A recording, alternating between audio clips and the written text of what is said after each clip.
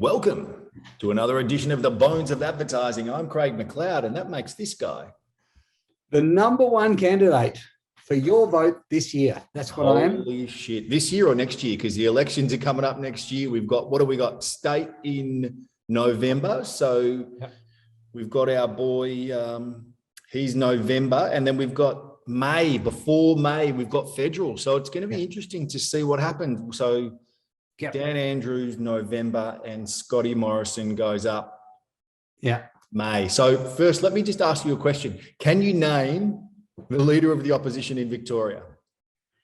Actually, I can, but only because he has been in the press defending the idiotic actions of one of his MPs.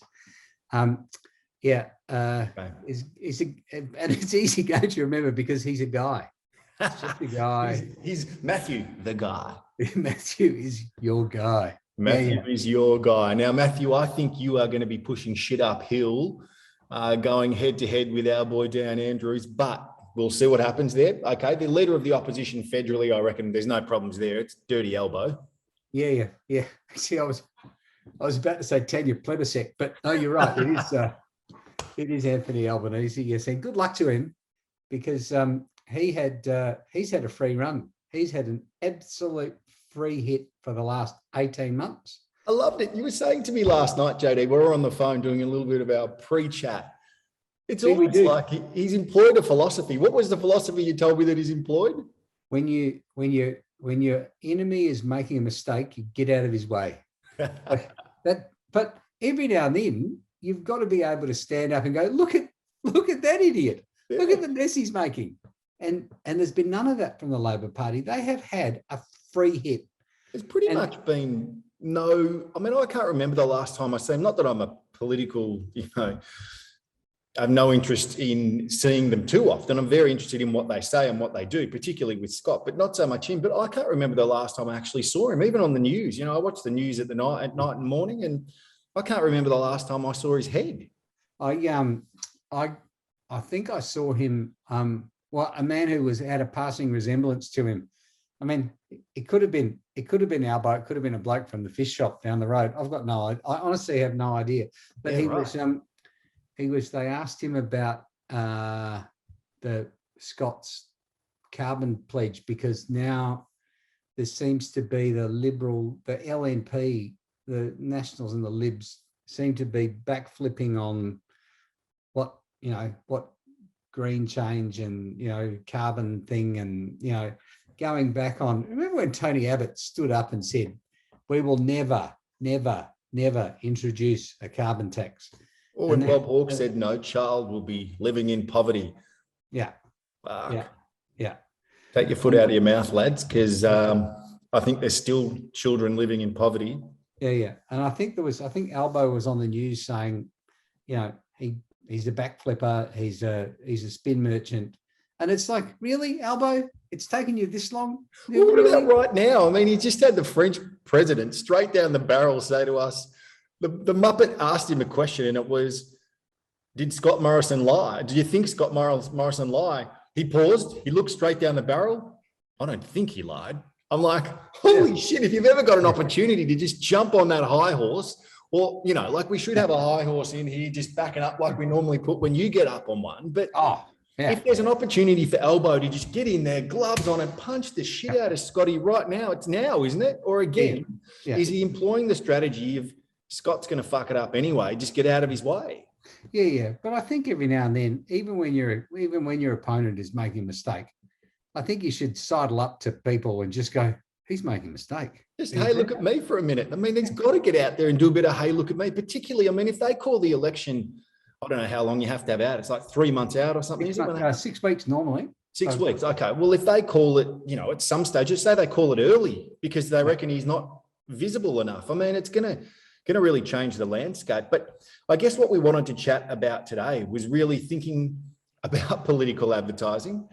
And I was reading earlier a report from the Australian government just about the amount of dough and looking at how much Clive Palmer spent last campaign. So he went from like 0 to like 9 or 8 million or whatever it was over that last month. Million.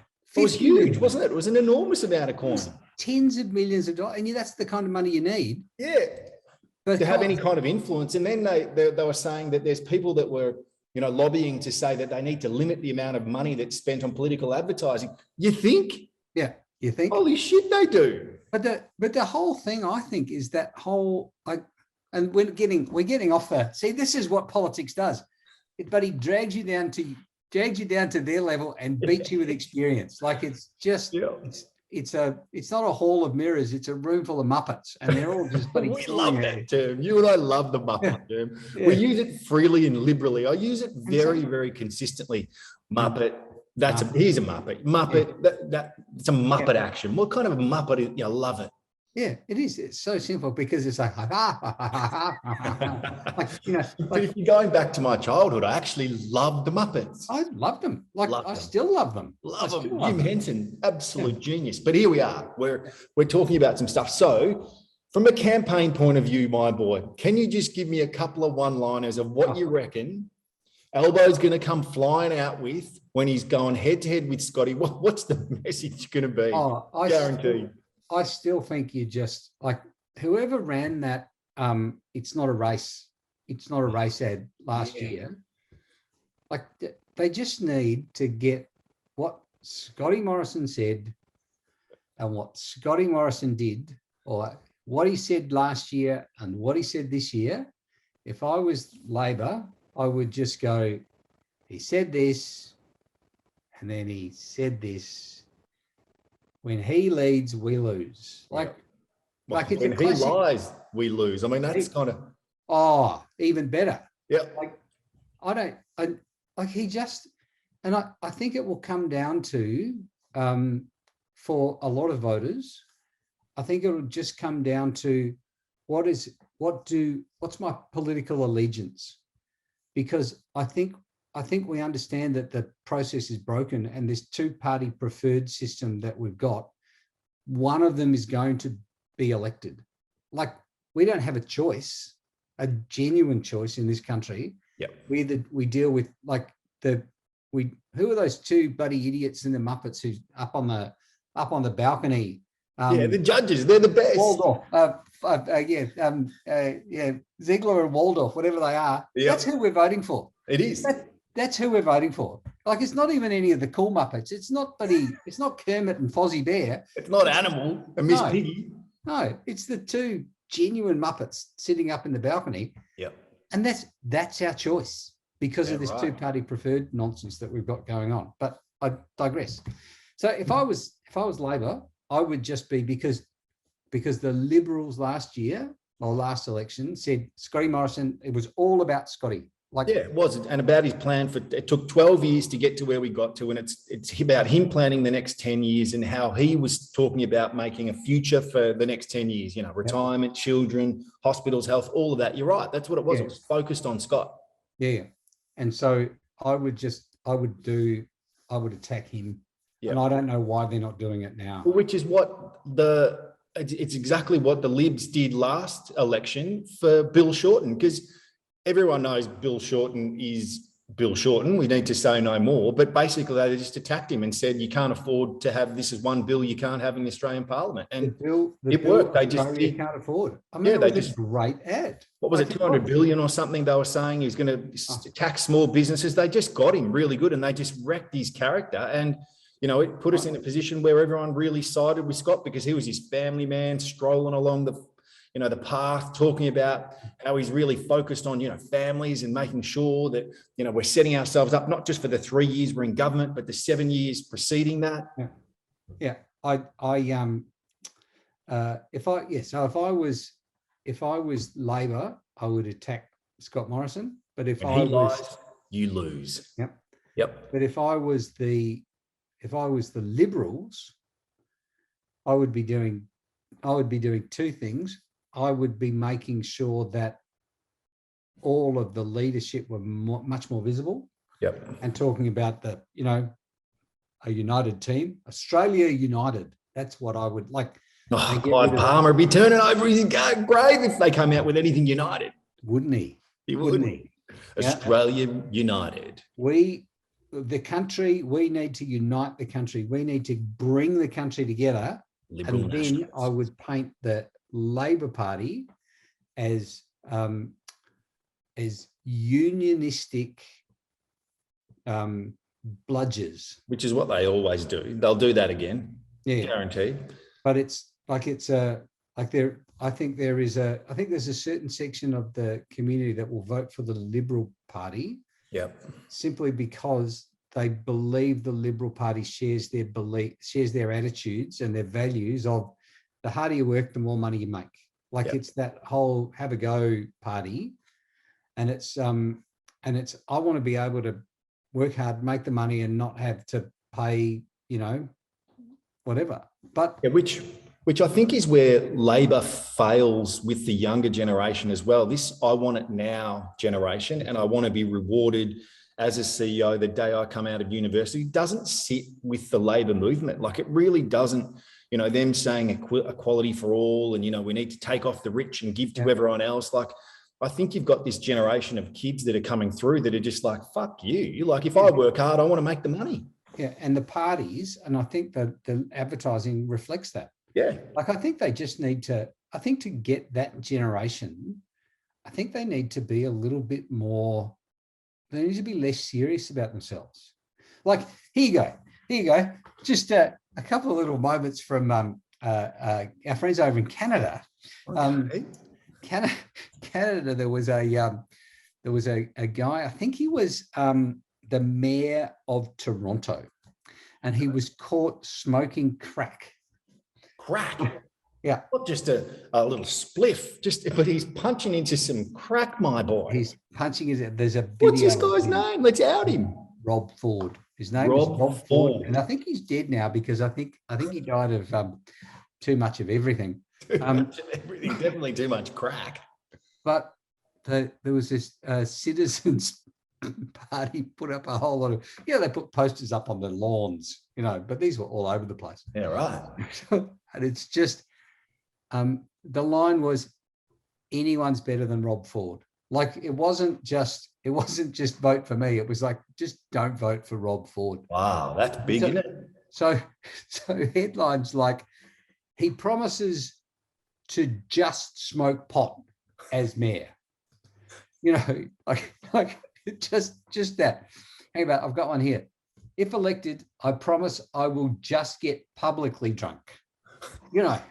Like just this delightful kind of, don't vote for me, just don't vote for him. Like, don't vote for him. Just brilliant. Like,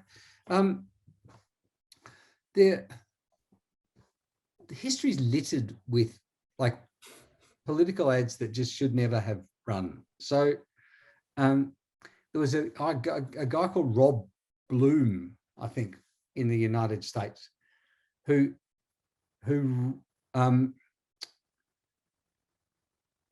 the big thing, that one of the big things with Obama was the Affordable Care Act. Yep. So it was the whole, and it was called Obamacare. And, Medicare for the states, basically.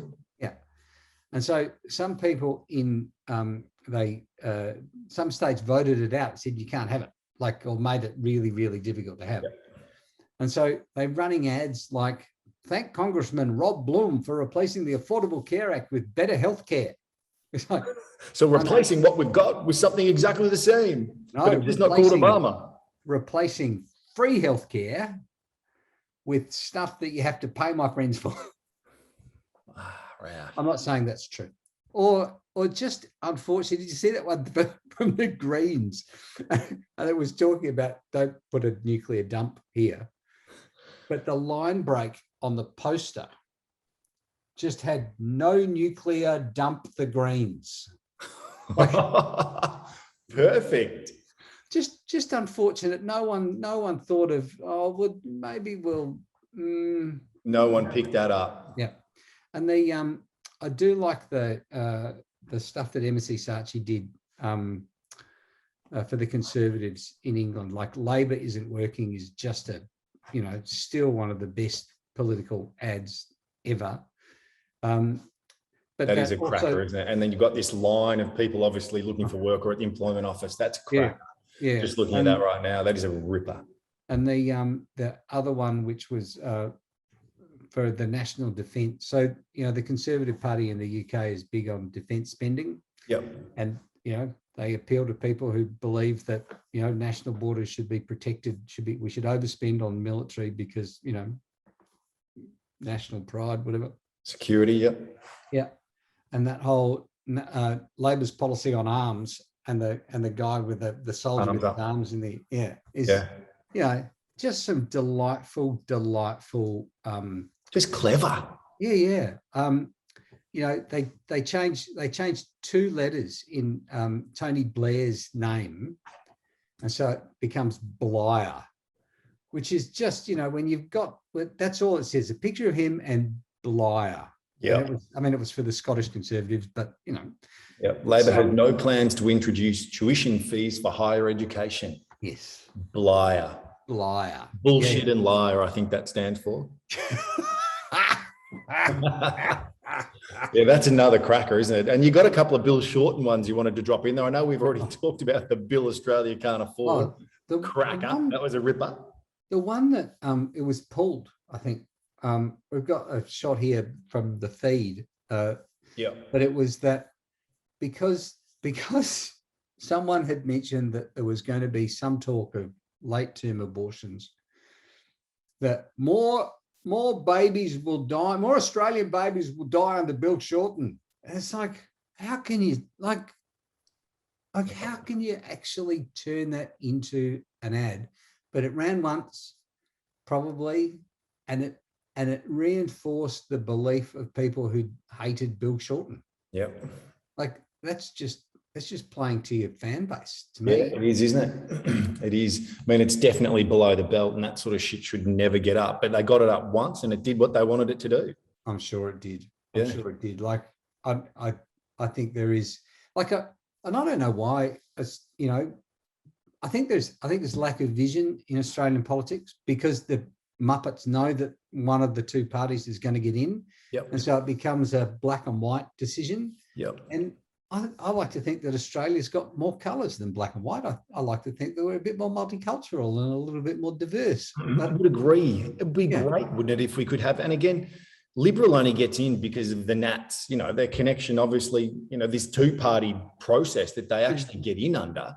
And then you find they're hamstrung. So Scott Morrison goes to Scotland or Glasgow and he can't sign up to anything, basically. I mean, he has to go in with like a half cap and go, here's what I'm thinking, because we've got a shitload of cows in Australia that fart and they produce methane. And he's like, well, if we take away the cows, what are we going to do with our primary industry? So, you're in a situation where they can't actually move in any direction because they're hamstrung by this 2-party situation they're in. But also because they've got into power historically, and it's not just the Liberals, it's the Labor Party making, they're playing to their, if you vote for us, we'll do this.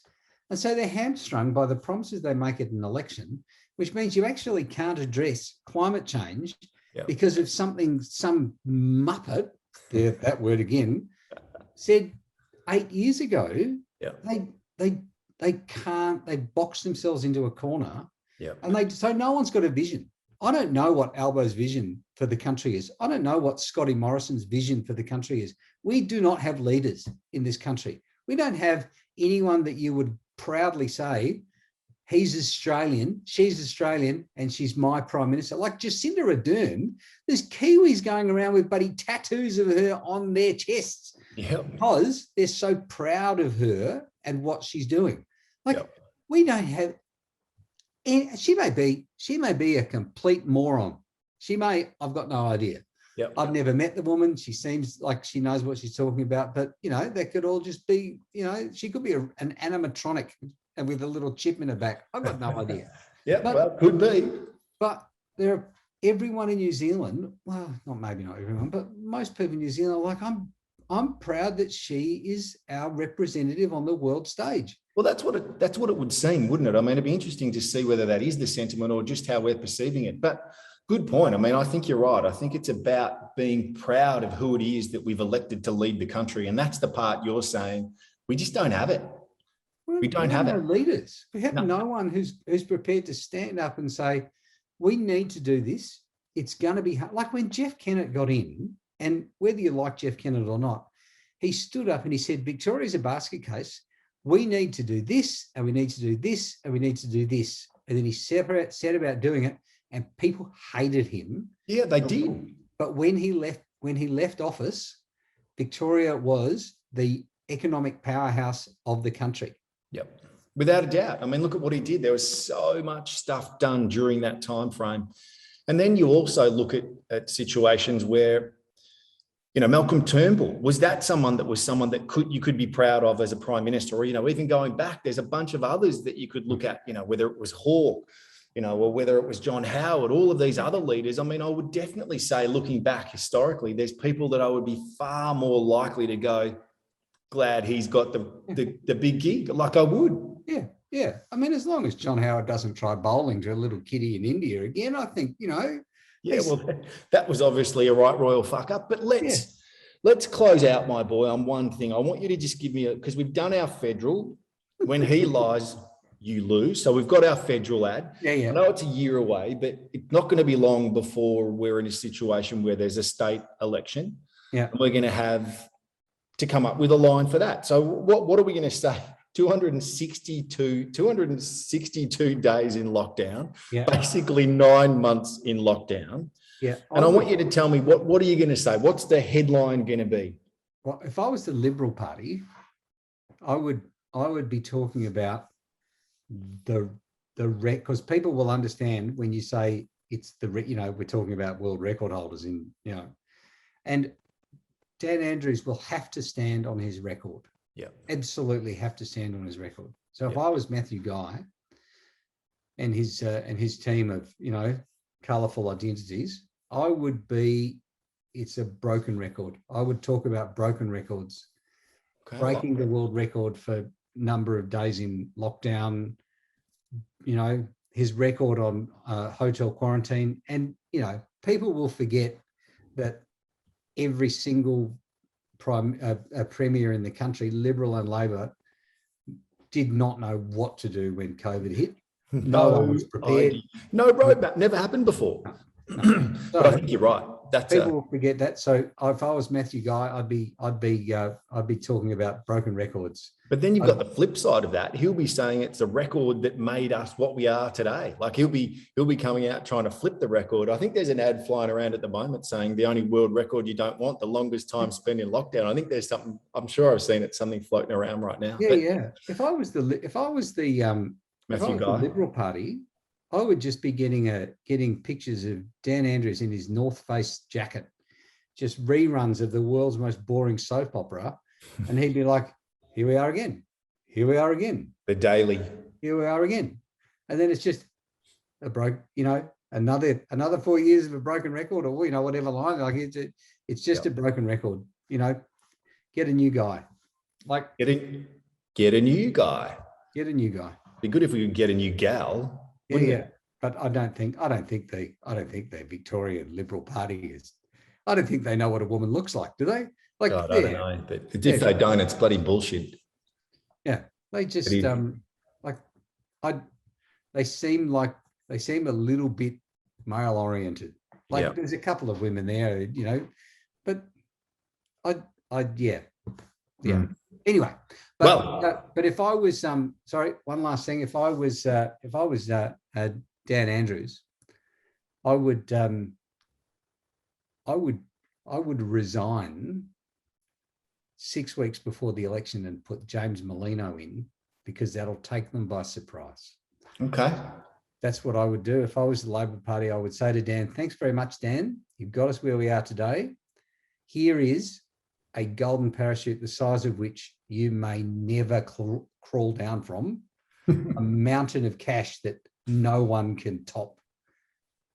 How about you just go on a rather long holiday to the Bahamas? We'll buy you an island." Like that's what they should do. Do you reckon his ego would let him do that though? I don't think so. I don't know. I think he has. If he is as serious about service as he says he is, and he does seem to be really like quite genuine in his desire to serve people, I think that may top whatever ego he's got. He seems like a reasonably genuine public servant.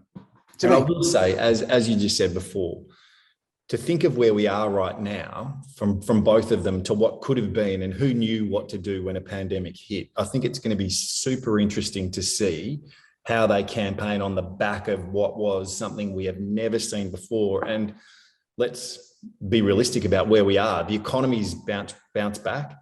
We've got jobs that are growing. There's more jobs around. And I think it's going to be an interesting play. I know we've got a bit of time between now and then, but my friend, that's another edition of the Bones of Advertising. Don't go changing. I'll see you next week. Oh, I see.